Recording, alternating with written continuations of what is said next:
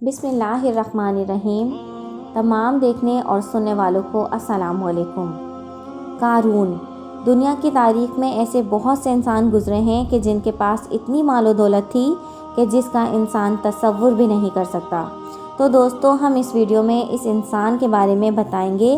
کہ جس کی دولت کا آج تک کوئی بھی بڑے سے بڑا انسان مقابلہ نہیں کر سکا۔ محترم ناظرین، قرآن پاک میں قارون نامی ایک شخص کا ذکر ملتا ہے کہ جس کو اللہ تعالیٰ نے بے شمار مال و دولت اور بے شمار خزانوں سے نوازا تھا۔ اس کے پاس کتنا خزانہ تھا، اس بات کا اندازہ اس بات سے بخوبی لگایا جا سکتا ہے کہ اس دنیا میں آج تک کے تمام مال و دولت اور تمام ممالک کے پیسوں کو جمع کیا جائے اور اس کا موازنہ کیا جائے قارون کے خزانے کے ساتھ، تو پوری دنیا کا مال اور خزانے قارون کے خزانوں کا ایک معمولی سا حصہ بنتے ہیں۔ بلکہ قارون کے پاس اس سے بھی کہیں زیادہ مال و دولت اور کہیں زیادہ خزانے تھے۔ دوستو، اس ویڈیو میں ہم آپ کو بتائیں گے کہ قارون کون تھا اور اس کے پاس اتنا خزانہ کہاں سے آیا، اور جب اللہ تعالیٰ نے قارون کو اس قدر نعمتوں سے نوازا تھا تو اس کے باوجود قارون نے ایسا کون سا گناہ کیا کہ اللہ تعالیٰ نے قارون کو اس کے خزانوں سمیت زمین کے اندر دھنسا دیا۔ محترم ناظرین، اس ایمان افروز واقعے کو سننے اور دیکھنے کے لیے ہماری اس ویڈیو کو اینڈ تک ضرور دیکھیے گا، اور اگر ہمارے چینل کو اب تک سبسکرائب نہیں کیا ہے تو کر لیجئے اور ساتھ میں نہ بجنے والی گھنٹی کو بھی دبا دیں۔ محترم ناظرین، قارون حضرت موسیٰ علیہ السلام کا چچا زاد بھائی تھا اور یہ حسن و جمال میں بھی بے مثال تھا۔ اللہ تعالیٰ نے اس کو بے شمار حسن سے نوازا تھا اور حضرت موسیٰ علیہ السلام کی صحبت میں بیٹھنے کی وجہ سے یہ توریت کا ایک بہت بڑا عالم تھا۔ اس کے اندر یہ خوبی بھی تھی کہ یہ بہت با اخلاق اور ملنسار انسان تھا۔ دوستوں، جیسے بہت سارے انسان مال و دولت کے آتے ہی ایک دم سے بدل جاتے ہیں، اسی طرح قارون بے شمار مال و دولت کے آتے ہی ایک دم سے بدل گیا اور اللہ تعالیٰ کے پیارے نبی حضرت موسیٰ علیہ السلام کا بہت بڑا دشمن بن گیا۔ محترم ناظرین، اس کے پاس اس قدر خزانہ تھا اور اللہ تعالیٰ نے اس کو اس قدر مال و دولت سے نوازا تھا کہ 70 اونٹ صرف اس کے خزانوں کی چابیاں لیے کھڑے ہوا کرتے تھے۔ پیارے دوستو، ذرا اس بات کا اندازہ لگائیں کہ صرف خزانوں کی چابیاں 70 اونٹ لے کر چلا کرتے تھے، اس کا خزانہ کتنا بڑا اور کتنا وسیع ہوگا۔ دوستو، تو اب بات کرتے ہیں کہ قارون کے پاس اتنا خزانہ کیسے آیا اور یہ اس قدر امیر کیسے ہوا۔ اس کے متعلق مختلف روایات ملتی ہیں۔ ایک روایت کے مطابق قارون حضرت موسیٰ علیہ السلام کی صحبت میں بیٹھا کرتا تھا اور وہاں سے اس نے علم کیمیائی حاصل کیا، جس کی وجہ سے وہ لوہے اور مٹی کو سونا بنانے میں کامیاب ہو گیا اور اس طرح یہ سونا بنا کر دنیا کا امیر ترین شخص بن گیا۔ اور ایک دوسری روایت کے مطابق قارون لوگوں کو سود پر مال دیا کرتا تھا اور پھر لوگوں سے یہ دگنا وصول کیا کرتا تھا۔ اس طرح آہستہ آہستہ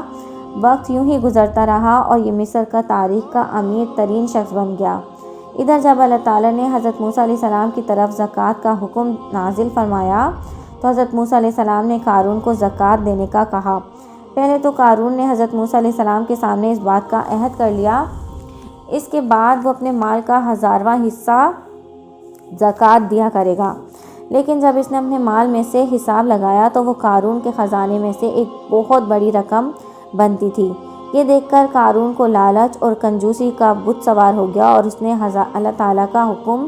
ماننے سے انکار کر دیا، اور نہ صرف اس نے زکوٰۃ دینے سے انکار کر دیا بلکہ بنی اسرائیل کے لوگوں کو بھی بہکانے لگا اور حضرت موسیٰ علیہ السلام کے خلاف بھڑکانے لگا کہ حضرت موسیٰ علیہ السلام زکوٰۃ کے نام پر لوگوں کے مال پر قبضہ کرنا چاہتے ہیں اور تمہارا مال ہتھیانا چاہتے ہیں۔ اس طرح اس بدبخت شخص نے بنی اسرائیل کے لوگوں کو حضرت موسیٰ علیہ السلام کے خلاف بھڑکانا شروع کر دیا،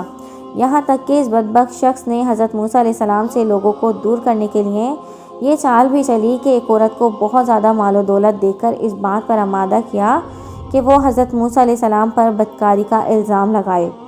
تاکہ لوگ معاذ اللہ حضرت موسیٰ علیہ السلام سے دور ہو جائیں اور ان سے نفرت کرنے لگیں۔ چنانچہ ایک دن ایسا ہوا کہ حضرت موسیٰ علیہ السلام ایک مقام پر کھڑے ہو کر خطاب فرما رہے تھے کہ اسی دوران قارون نے حضرت موسیٰ علیہ السلام کو ٹوکا اور حضرت موسیٰ علیہ السلام سے یہ کہنے لگا کہ آپ نے فلاں عورت سے بدکاری کی ہے۔ یہ بات سن کر حضرت موسیٰ علیہ السلام نے ارشاد فرمایا